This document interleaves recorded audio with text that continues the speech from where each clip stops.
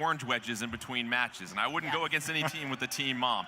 We're getting set for our very next turf war. It's going to be on the reef, and let's take a closer look at this reef level. It's going to be one of the new ones in this game, of course, and pretty simple when you get to turf war. Essentially, you want to make sure that there's going to be an overpass area at spot number 1. Both teams can either attack from up top, Ashley, or go underneath the overpass to get an angle on the opposition. Yeah, that bridge is going to be a highly contested area. You definitely want to make sure that you are on that bridge and you are watching, because there are so many ways to get to the middle of this map. So, and also a lot of different areas to hide in this map and jump out. And as we have seen from these elite level players, they are really good at hiding and surprising their opponents. And Eric, we saw the Tenta missiles, a new special being deployed in that previous match, and it's one of those weapons that you can use to not only create some damage, but find out where the opposition is at too. Absolutely. The Tenta missiles has 2 phases. So the first one is a targeting phase. You actually click the button, and a big reticle comes up, and you can see through walls to see exactly where enemies are and how many ever enemies you target. So you can target the entire enemy team. And then when you pull that trigger, it shoots out 4 missiles per enemy and splats them. Let's get set for our second match in turf war. We've got Australia/New Zealand. The Blue Ring Doctorlings taking on Deadbeat of USA. Blue Ring Doctorlings going to be in the purple ink. Meanwhile, Deadbeat in that turquoise ink. Let's get things started. Deadbeat going to go with a roller, slosher, splatter shot, and the heavy splatling. Meanwhile, Blue Ring Doctorlings, a couple of splatter shots, an Octo Brush, and a charger. Initial action in this one, Ashley. Really? Looks like Deadbeat making a push for the top of that overpass. I gotta say, really surprised Howard not picking up a charger. He was so dominant with that inside at the US Inkling Open. We're already seeing some splats happening. Deadbeat taking one player down really quickly.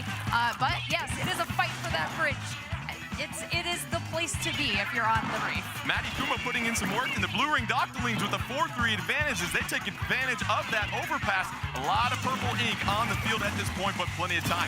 Double splats. Still, for the Blue Ring Octolings, we see SpongeBob climbing up, and Ashley, this is another thing we see from the players, their ability to maneuver and get to these high perches that are very difficult to get to, but they can have a vantage point. Absolutely. In turf war, inking a vertical surface isn't going to give you extra percentage, but it really helps your team get to places they need to be able to see your opponents and take them out. Power with the heavy splatling, trying to keep some distance and zone out.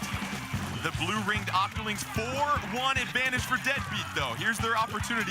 Don't forget, you can look at the top of your screen, and any one of those squids that's flashing, that means they've got a special charge up ready to go. 4 things are even once again on the field. A lot of purple, though, as the Blue Ringed Octolings getting a bit of a push on Deadbeat. Deadbeat on their heels a little bit here, Ashley. Yeah, I'm really surprised to see this, but you know what? Sometimes, if you can make those pushes, if you can get those splats and take out some key people, you're going to be able to have a great advantage in putting down a lot of ink while someone else is waiting to respawn. 4-3 advantage, Blue Ring Doctorlings with about 1:12 left. It's starting to look pretty even. Slight advantage for Blue Ring Doctorlings.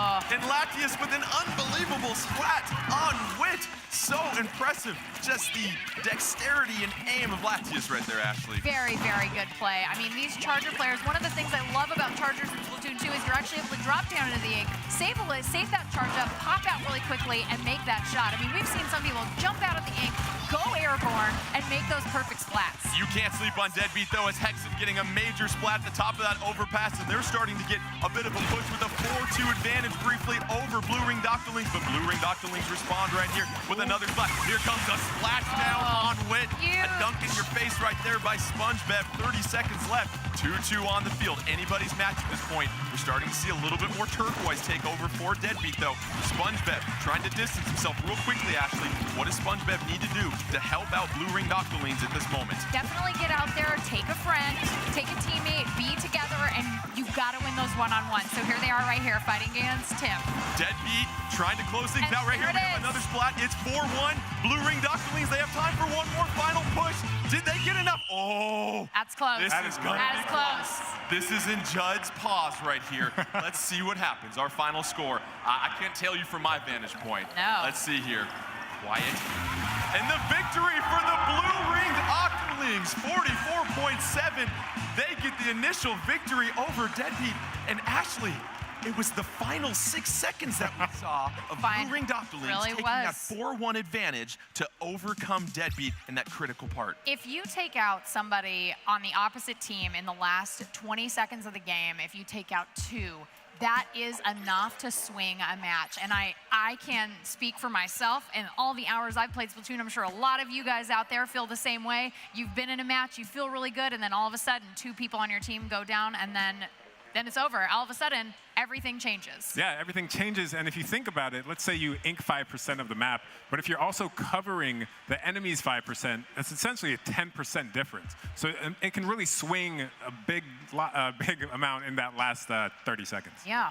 Let's not slow down this hype train. Let's get set for another matchup. This time it's going to be Japan and Dynamute versus USA and Deadbeat. And we saw Deadbeat. They lose to Blue Ring Doctorlings, but they get a chance to bounce back at this point. And you look at what Dynamute was able to do in their first match. What's something that Deadbeat might try to do differently this time around? I mean, I feel like they got to just put a charger in Power's hands, right? I mean, that was what got them here. But the charger is so different in Splatoon 2. It doesn't feel the same. It's a little bit different. It's definitely it's changed. It's changed. I wouldn't say it's totally different, but I mean, yeah, you can store your charge now. So before in the first Splatoon, you'd have to sit up kind of on a perch, fully charge your shot, and then let it go. And you couldn't hide in the ink if somebody was coming after you. Yes, but now you can charge your shot, hide in the ink, pop back up somewhere else while still retaining And that have charge. A full charge yes, ready to go. Immediately blast them. And that's a huge, huge advantage for anybody looking to play a charger in Splatoon 2. Right. Well, we also talk about those specials, and we have a contingent from Ink TV that just went berserk when we saw that splashdown. And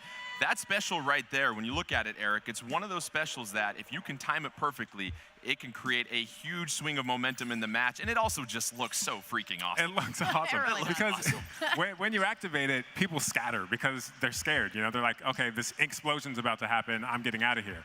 But you also can actually execute it while you're in the middle of a super jump. So when you're super jumping to one of your opponents on one of your teammates on the front lines, if they're surrounded by enemies, you're going to drop down, hit that, and it's going to create this huge explosion, taking out 2-3 enemies possibly. Yeah. It's a new Splatoon, which means we have yet another new map as they get set for Turf War. This is going to be Humpback Pump Track, Eric. And what's unique about this level is the other ones we've seen, there's sort of a middle area, and then each team has their respective half of the map. Humpback Pump Track, though, it's going to be a circular map with a lot of ways to access that major hump in the middle. Right, that major hump is very important to hold down because it gives you such good sight of the entire 360 map. And there's so many ways to approach it. It's going to be hard to hold once you do get it. But Ashley, we also have this outer track right here where, yes, if you have a BMX, you can pop a couple wheelies on the outside as you're spreading some ink around the area. You've got to really keep your head on a swivel when you see how many different ways that you can get flanked on this map. Yeah, exactly. I mean, this track is actually a really key part of this map just because this is going to enable your team to get all the way around the map, get behind your opponents, take them by surprise. And if you can keep that lane open almost all the way around, you're probably in really good positioning to get some key splats. It is also consistent with some of the other maps as well, too, because there's a little bit of verticality in this map as well, too. We notice there are a lot of ledges that are just a little bit higher than jumping range that you've got to really be able to balance when you're trying to take on your opponent and really observe them. How does that factor into Humpback Pump Track? I mean, anytime you can get a high ground, that's always an advantage, especially for anybody with a roller, a slosher, a charger. I mean, those are great weapons to have when you're up high. So I think in this map, being able to be eye level with that mound in the middle of the map, even if you're not right in the center of it, is a really great way to actually offensively try to take back that section of Humpback Pump Track. As we get set for this third match in our round-robin Turf War portion of this tournament, one other thing, let's get real technical here, Eric. We talked about the splashdown. You mainly have to be on the same level as the opponent that you're trying to splash down because that splashdown is coming from the epicenter. If you're behind a wall or below a ledge where you are blocked from something, you won't get splatted. Yeah, absolutely. And if you have cover nearby and you see someone using a splashdown, you better get behind it. Yeah, Let's take get cover. to our third match here. Deadbeat taking on Dynamute. Dynamew in the pink, Deadbeat in the blue. Both teams getting an initial start. Deadbeat going with a couple of splatter shots, a heavy splatling and a slosher. Meanwhile, Dynamew, our first look at the splat dualies, the slosher, a charger, and a roller as Kakashino getting the party started in the middle of the map. However, Tim with the splat from behind, Ashley. Yeah, Tim got the splat, but then, of course, Dynamon comes in with that roller.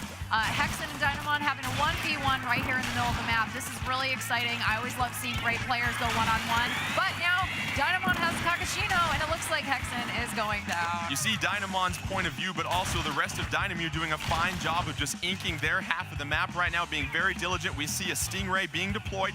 2 specials on the field for Dynamew as they have the 4-2 advantage over Deadbeat at this point. Kakashino with that slosher, trying to get things pink all over the place, and then here come the Tenta missiles. Here come the Tenta missiles. I mean, you're going to see Kakashino put down immense amounts of ink with that slosher. He's going to have those Tenta missiles a lot in every single game. Kakashino getting the splat on Wit just there. Meanwhile, Power on the outside BMX track of that bump track. However, a splat for splat right there as we have a 3-2 advantage for Dynamew on the map.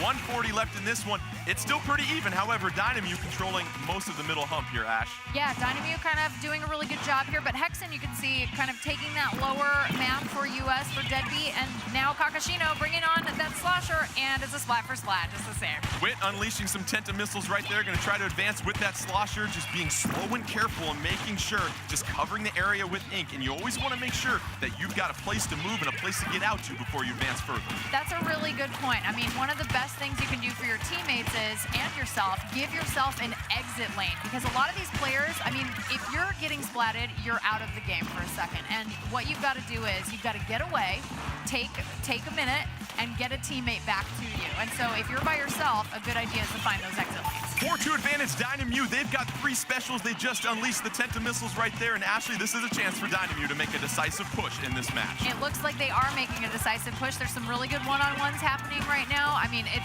is looking really close, though, and anything can happen in these last 45 seconds. 45 seconds, 2-2 on the field, 1 special for each team. Dynamew going to have another squid join the party at this point. It's 3-2 Dynamew at this point. 37 seconds left. You see the map. Dynamew holding down the middle part. Deadbeat going to have to make a push here, Ashley, and stay alive. That's the critical part. Absolutely. Getting splatted at this point would be a huge deficit for them. They definitely don't. And Wakaroon takes out Tim. It's, oh no, they're down 1 player, but they can still make this happen. They've got 15 seconds left. 4-2 on the field right now for Deadbeat. You've got 13 seconds to make a push, trying to put some pressure on Dynamew. It's 4-2. They've got 3 specials waiting in the clip. 5 seconds left. Expect to see those specials have a bonanza the final 3 seconds. Deadbeat, did they get the push? Oh, that is in. close. Let's leave it up to Judd once again. Unbelievable really finish. However, oh my gosh. What's Judd got to say?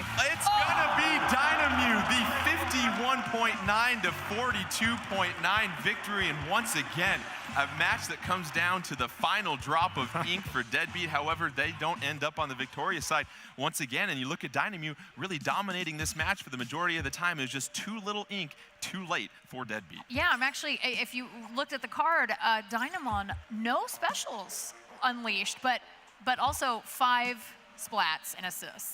That's great.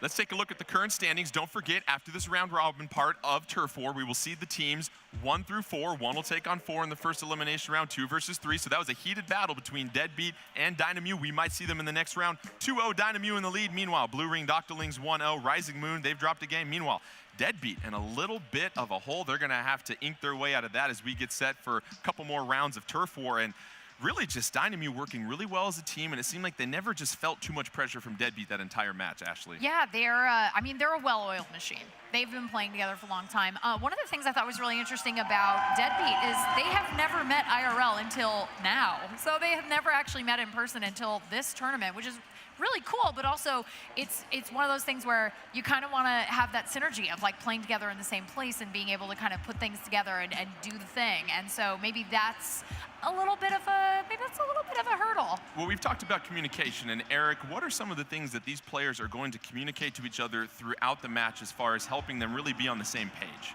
Yeah, so these players are talking about where they are. They're talking about where they see opponents. They're talking, tactics. We need to take and hold this position in order to spread our ink, most effectively. So they're constantly thinking, constantly communicating. And you really look at what Deadbeat was able to do last game, late in the round, they had those 3 specials, but they just needed a little bit more time. So you wonder if Deadbeat maybe might 5 more seconds. 5 more seconds. They might go back to the drawing board and rethink some things for sure. We're going to get set for our 4th matchup right now. We've got the Blue Ring Doctorlings from Australia/New Zealand taking on Rising Moon representing Europe. And we've got yet another new map to highlight. We're going to have Muscle Forge Fitness this time. And when you look at this map here, Ashley, it's really about what we call that rock climbing pyramid in the middle of this map. And when you highlight that, it's really interesting to see how teams can sometimes live up there, but then if you fall down from that pyramid, there are some narrow channels. Yeah, you can make things happen. If you don't take over the pyramid, that's okay. You can still work all of the different little side areas. You can try to cross the great into enemy territory and kind of cut off those avenues. You're going to see a lot of bombs going up over into the enemy area. There's a lot of great ways to sort of stop your opponents from even getting to that center pyramid. Yeah, absolutely. Cutting off your opponent's lane of attack is one of the most important things you can do. So because you limit their movement, and movement is everything. And lastly, this map does have that little bit of an area that we talk about, Eric, where there are some ink-proof walls where you can't really make much of a push beyond that. So these teams will have a little bit of a safety net if things get a little too overwhelming to make a pushback. Right, and there's usually a couple of ways you can get out of that part of your base. So if, an enemy is kind of camping one spot of that, you can take a different route. Rising Moon getting set to take on the Blue Ringed Octolings. And the Blue Ringed Octolings, Ashley, they get the victory over Deadbeat in the opening round. And it was interesting. We had the mixer the other day, and they get a chance to play a little Splatoon 2. And it's not on the teams. You're mixing it up, country versus country. They felt very confident after they had a hands-on approach once again with this specific build. Yeah, I really liked how when we spoke to them, they said, the cool thing is we feel confident because we all have the exact same amount of experience with the game. No team has played more Splatoon 2 than somebody else, and so I think that's really apparent here. I mean, we had I would consider that to be an upset, our first upset of the day. As we look at some of the other specials, we saw a couple of the Stingrays here, Eric, and we'll maybe get a chance to see that in this map. But really, these players are getting familiar with what specials play well with not only their individual play style, but the team play style. Yeah, and there's a limited amount of specials they can use, so they need to plan to use those as effectively as possible. Let's get this 4th match in our round-robin tournament started here. We've got Rising Moon in the orange. Meanwhile, Blue Ringed Octolings in the purple. Rising Moon going with a roller, slosher, Octobrush, and a blaster for our first appearance. Meanwhile, Blue Ringed Octolings, 2 splatter shots, a Octobrush, and a charger, as we already see a couple splats. 4-3 advantage on the field right now for the Blue Ringed Octolings. Sabu gonna hang out some ink right here, actually, as Rising Moon tries to hold down that rock climbing pyramid in the middle. Yeah, this is a dangerous location for Sabu to be hanging out in, but gets the splat, able to jump up, swish that brush around, get that ink into everybody's face, which is really great. And now we got the inkjet. Sabu and the inkjet, meanwhile, getting splat on Latias right there, and then landing back in the ground. Sabu inking a masterpiece with that brush right now, as we have the early advantage going to Rising Moon on this map, and they're doing a fine job of keeping the Blue Ringed Octolings on their heels. Yeah, you'll see on the north and the south sides of the map, you'll have these areas where you can drop down. They're going to put as much ink as possible. Rising Moon will put down as much orange ink as possible to keep them out of there. They want them to come across that grate so that they can funnel them through and take them out systematically. SpongeBet falling victim to some Tenta missiles right there. Meanwhile, we have a splashdown being deployed for the Blue Ringed Octolings. You see the map advantage right now. Rising Moon, 140 left, 4-4 on the field, a couple of specials ready to go for Rising Moon. Latias trying to just take aim at a couple potential opponents at this point, not having much luck finding anybody right there. However, doing a fine job of holding that back line for the Blue Ringed Octolings. Yeah, really nice job taking out Sabu there. Sabu kind of going nuts with that. Oh, I saw some Toxic Mist. That Toxic Mist will reduce your ink. We're down to 118, 4-2 advantage on the field for the Blue Ringed Octolings. Let's see if they can make a push, and they're starting to get one. 2 specials charged up. Stingray being deployed by this point by Latias, doing a fine job of using some cover. 4-4 still, neither team wanting to give up some ground. However, Blue Ringed Octolings, they've got Rising Moon pushed back a little bit, as it's now 4-1 on the field. This is kind of a change of pace here. About a minute ago, we had a completely different map. Now it's covered in purple. We're seeing Blue Ringed Octolings really make this last push in the last minute of this match. There's the first pushink of the match. I love to hear that as SpongeBev gets a splat right there. Meanwhile, Andy going to try to keep SpongeBev at bay with that suction bomb. No luck there. 4-4 on the map, 30 seconds left. And really, it seems like it's going to be the team that holds the top for the final of this match that's going to win this one here. That pyramid is so key. SpongeBev going down. They are at a deficit. Let's see if Rising Moon can make things happen right now in the last 20 seconds. 2 critical splats. Oh, Dr. Lee's, however, Rising Moon coming back, and the moon is rising right now with 17 seconds left. You've got 2 specials charged for Rising Moon. They've got the blue ring Doctorlings on their tentacles pushed back. Meanwhile, Vicky Bird trying to get some desperate ink along that side of the rock climbing pyramid. Is it going to be enough? I don't know. I see a lot of orange on this a lot map. of orange ink down there. And it might be another potentially close match. Let's see what Judd has to say on this one. We really saw Rising Moon turn the tide late in this match.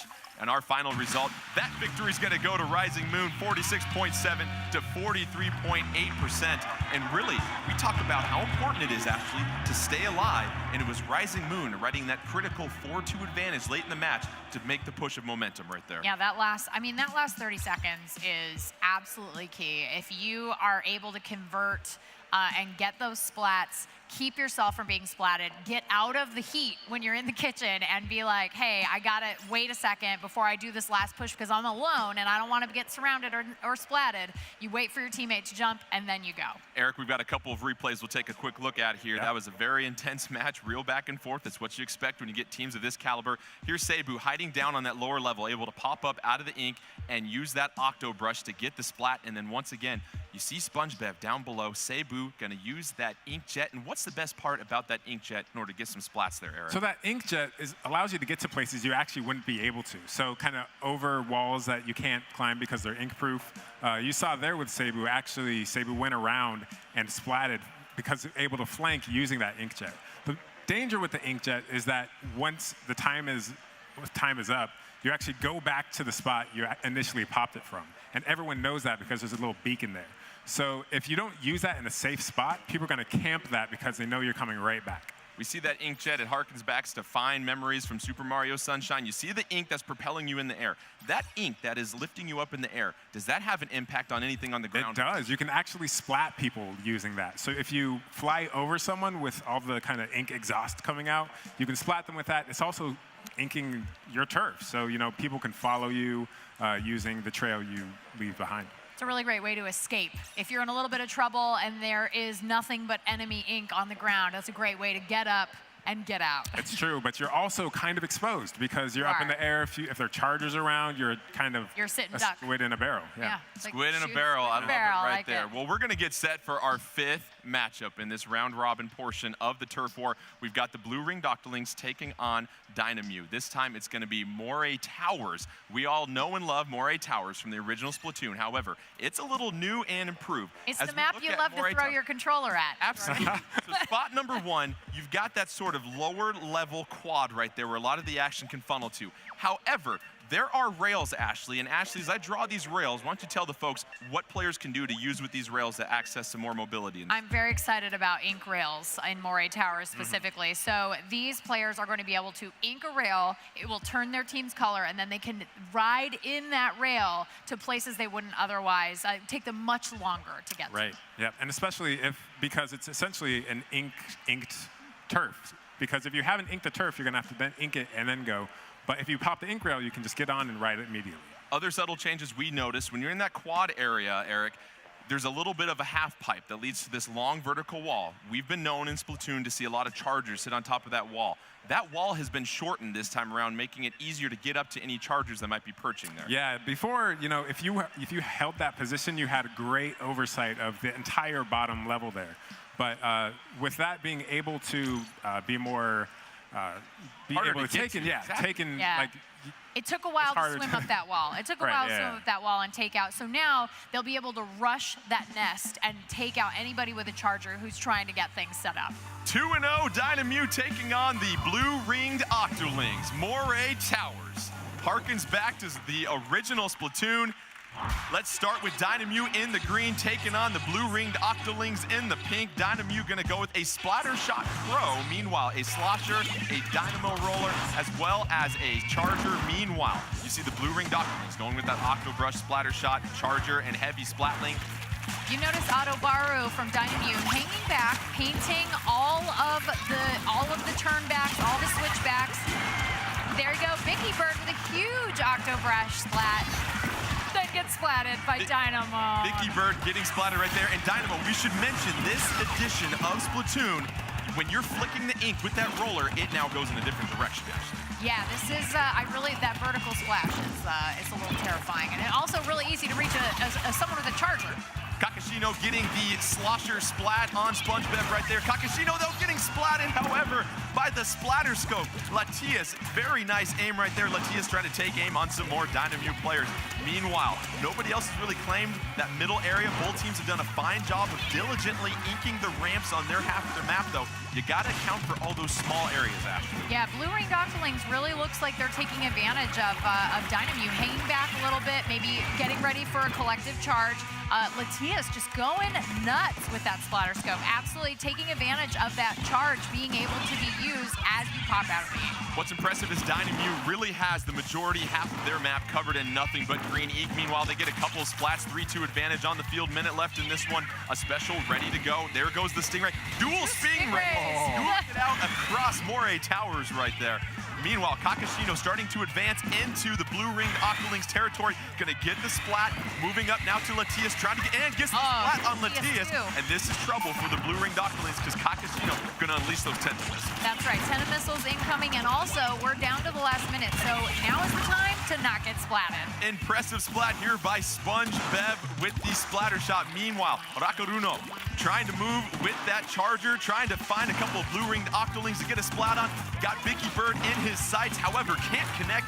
50 seconds left, 4-4 on the field. I feel like this is gonna be another one that comes down to the end here, Ashley. This is gonna be a really close one. Vicky Bird doing a really nice job of escaping the middle of that map. Had a little bit of a moment where maybe it was like, whoa, I gotta get out of here. I gotta leave. Sorry, guys, bye.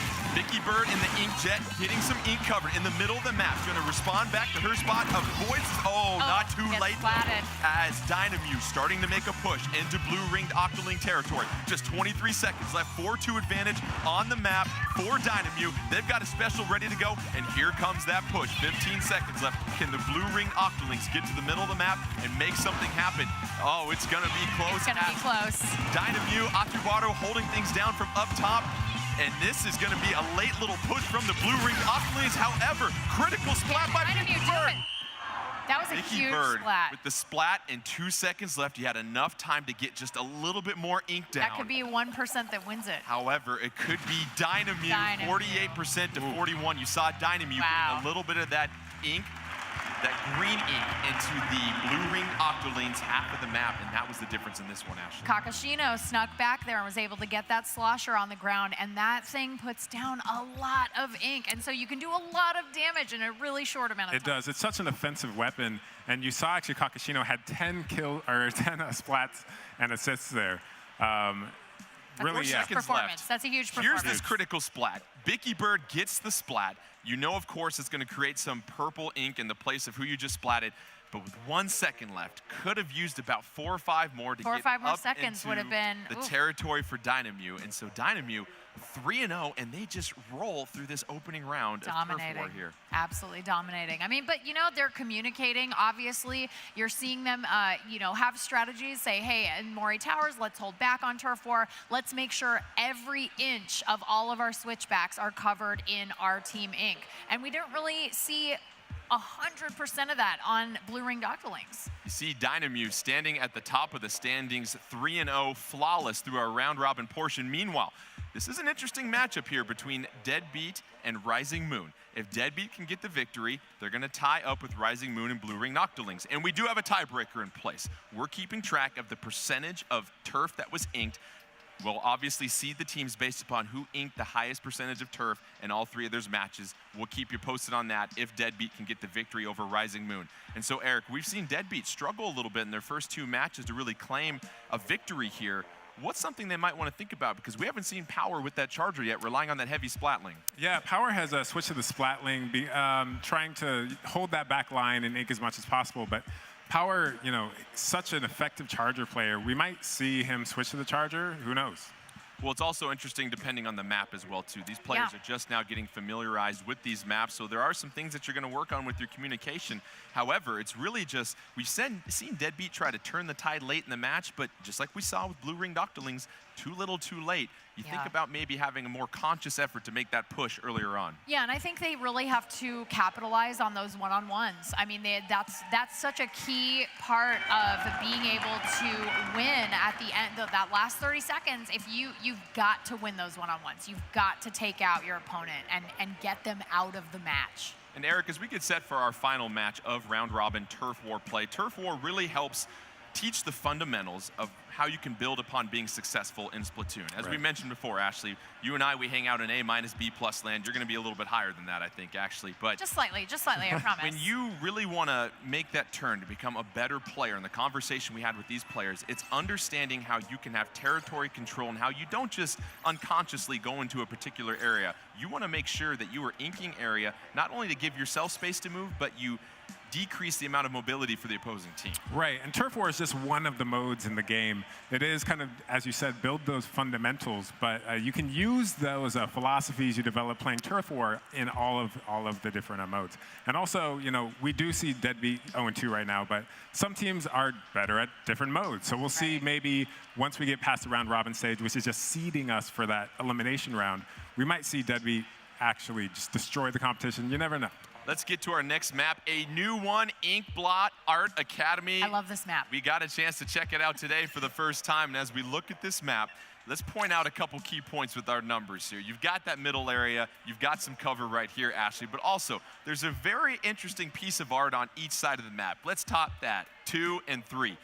These are almost like hands that are sticking up, and you have a chance to ink those. So how can teams use that for leverage in order to get a good line of sight on everybody? They are inkable, and I will say if I had a charger, that would be the place that would be my nest. It's a little obvious, people might think you're up there and actually shoot up there, but at the same time, it's a great vantage point. Absolutely. You could get a burst bomb up there. That would not be a good thing. That would be very bad. Well, there's some similarities in this map to the Reef, as there's a middle area. It's not a very long linear level that we might have seen in some levels in the original Splatoon here, Eric. So the teams are really going to be right on top of each other from the majority of the map. It's not going to take very long to get back to the middle also.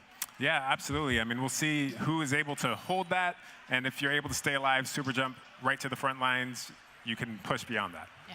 Let's get set for our final match in round robin play of Turf War. Deadbeat looking for that first victory as they take on Rising Moon. Deadbeat going to be in the yellow, Rising Moon going to be in the blue, and let's take a look at the loadouts for both teams here. Rising Moon going with that Slosher, Octobrush, Roller, and Splatter Shot. Meanwhile, a pair of Splatter Shots, heavy Splatling once again for Deadbeat, and a Slosher as Rising Moon the first to the middle here, Ashley. Yeah, I mean, they went right for it. They were not wasting any time at getting ink down on the ground, which might be detrimental to them. We'll have to see if that pays off. And right now, we see Deadbeat. Everyone's just sort of holding the same linear position, getting some ink covered, making sure nobody advances too far out without some support behind them. As we get a vantage point of Tim, and it's a 4-3 advantage right now for Deadbeat. A couple specials ready to go. 3-2 on the field. Early advantage with 2:25 left in this one, Ash. Yeah, you can see Deadbeat really making a push here because they have that player advantage. Hexen really just doing a lot of damage and taking out a lot of our Rising Moon players. Tim being very aware for Deadbeat, finding one of those lower areas that you can go and ink every single percentage. Very vital in Turf War. 4-3 advantage and a trio of specials ready to go for Deadbeat at any moment's notice. Yeah, I see some really interesting things happening down here with Seibu is taking a little bit of a sneak attack here, trying to take out Wit. Let's see if it works out. It does. He takes out Wit. That's great. And now we're seeing Power with that Splatling get taken out. The heavy Splatling. Jet with a huge blorb of ink to take out Power. Power drops down from that perch. However, Tim's going to avenge his teammate right here. That's right. Avenge the splat. To the lower level, get some more ink down there. And we saw Power at the middle of that tower in the middle of the level. A really important spot and vantage point for him. It is, but it's also really dangerous for him because that heavy Splatling has a huge wind-up time. It takes a long time to get that thing to charge, but once it's ready, he is going to be very dangerous. Tim sees Cebu trying to undo his work that he worked so hard for. Going to try and get him. Here comes the splashdown, but no. Cebu getting the splat with the Needs to get octopus. While Tim was midair with the splashdown. Too late there. 1 minute left. 4-4 on the field. Right now, the advantage looks like it's going to Rising Moon as they're starting to make a bit of a push into deadbeat territory. It's 2-2. Cebu in that inkjet. He's gonna have to splat down though. He just took off, and that's the importance of having your exit lanes ready to go. Cebu's trying so hard to take out Hexen, and this is a great one-on-one, and I'm really curious to see this could be a key moment. 43 seconds left, 4-4 on the field right now. Cebu trying to escape some danger right now.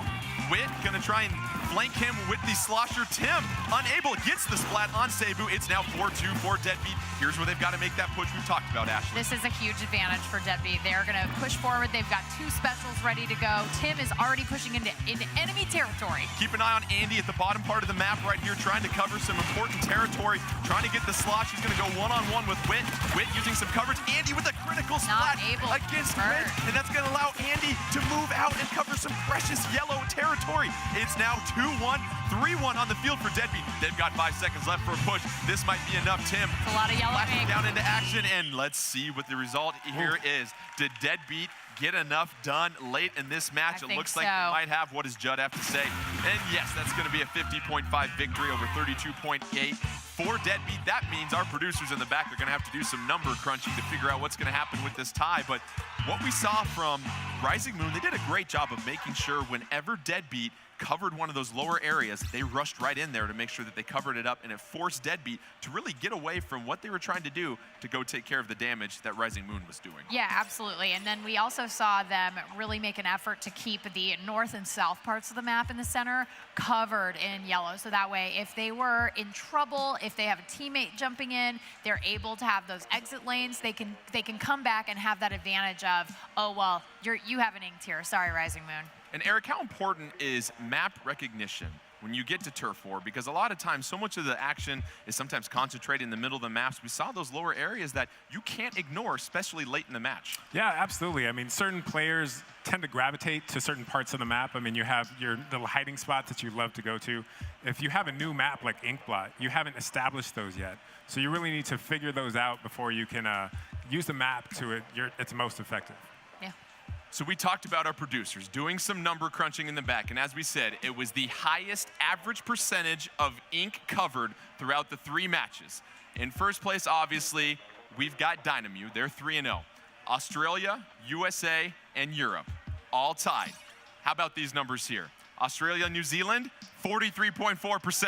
Deadbeat, 43.4%. No. Wow. Rising Moon, 34.56. So as we see the teams getting set for the first set of elimination matches, it'll be Dynamute taking on Rising Moon. Meanwhile, the blue-ringed Octolings of Australia, New Zealand taking on Deadbeat as we advance to these best-of-5 modes. So we knew the competition was good here, Ashley.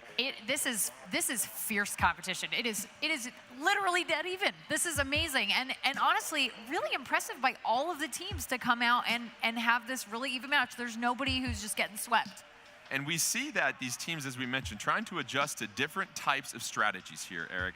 We mentioned you've got no more stealth jump along to go with that quick respawn. There's no more ninja ink as well, too. So these teams are really going to get a feel for each other. Are you excited to see how the strategy might evolve throughout these matches? Yeah, absolutely. I mean, all these teams really are reading their opponents. They're seeing, what's most effective against this team, and they're evolving their strategies based on that. An unbelievable set of round-robin matches in Turf War. We've got our teams seated. We're going to take a short little break, then get set for our first elimination matches, best of 5, as we continue with the Splatoon 2 World Inkling Invitational.